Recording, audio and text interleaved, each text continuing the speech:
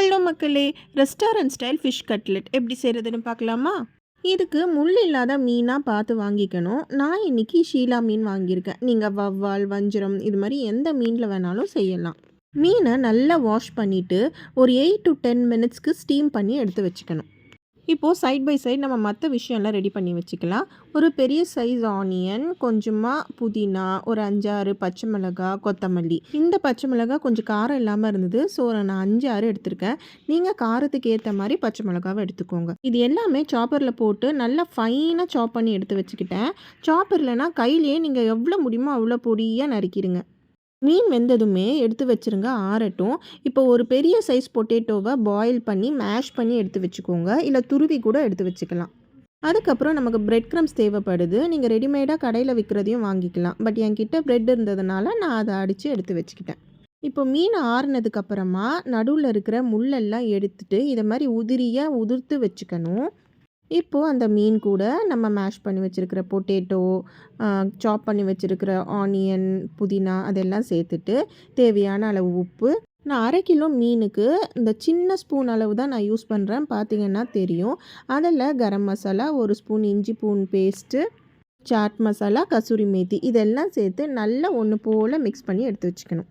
ரொம்ப அழுத்தம் கொடுத்து பிசையக்கூடாது, சும்மா மிக்ஸ் பண்ணுற மாதிரி பிசைஞ்சு எடுத்துக்கோங்க.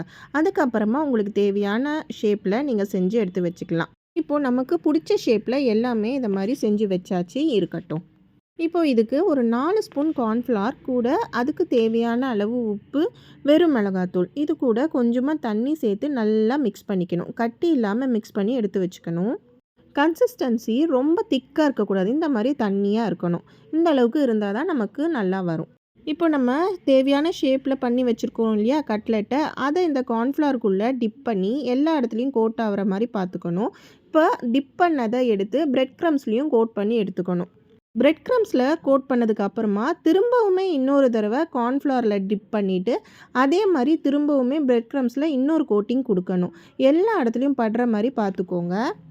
கொஞ்சம் சாஃப்டாகவே ஹேண்டில் பண்ணுங்கள், ரொம்ப ஹார்ஷாக பண்ணிங்கன்னா அது உடைய வாய்ப்பு இருக்குது.